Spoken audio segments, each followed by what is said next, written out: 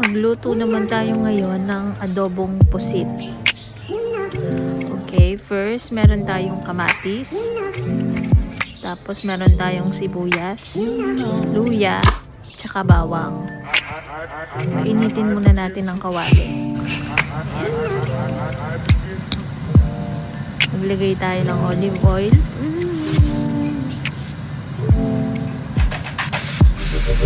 Ilagay na natin ang ating sibuyas. Tapos, gisa-gisa natin. Mekos-mekos lang.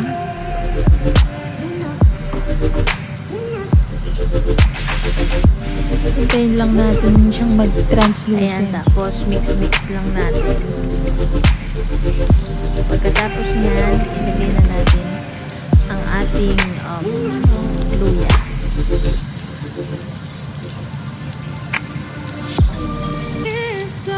Ayan. Lagay na natin ang luya natin.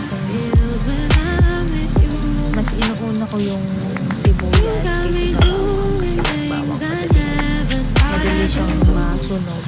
So, ayan. Igisa-gisa muna natin yung sibuyas at saka luya hanggang mga moy. Pagkatapos, dyan na natin ilalagay ang ating chinap na bawang. Ayan.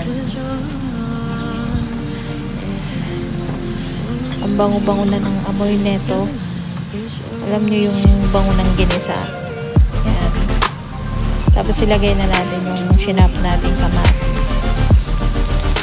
Masarap yung adobong pusit sa mainit na kanin. Mapapa-extra rice na naman yan.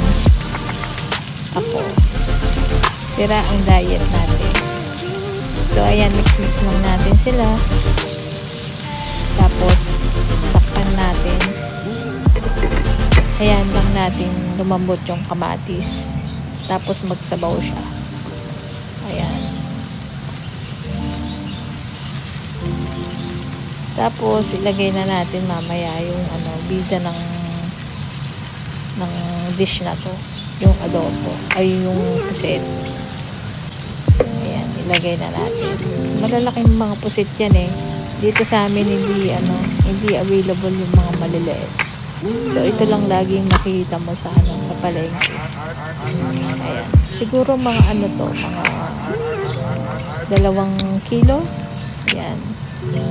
Salamat po sa sponsor, Mama Rose. Salamat sa pagbigay ng puset. Ayan. Mekos-mekos lang natin siya. Makikita nyo ngayon madami siya, no? Pero mamaya pag kumulo-kulo yan, lalabas na yung tubig, magiging konti na siya. Ayan, binuksan ko muna para ihalo.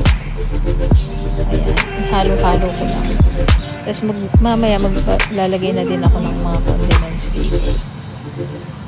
Ayan. Mamaya yan, magiging konti na yan. Tapos tatakpan ulit. Hindi mo na pala. Maglalagay na ako ng toyo. Ayan, pampadagdag lasa.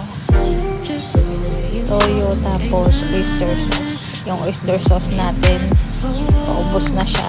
Actually, ubos na siya. Tapos maglalagay din ako ng konting suka. Tapos, maglalagay din ako dyan ng asin.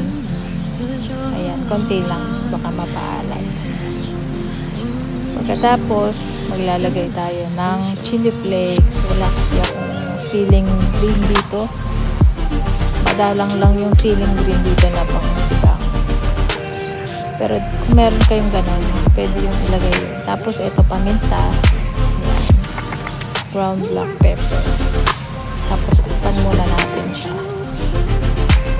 Mamaya na natin nahalo. Para hindi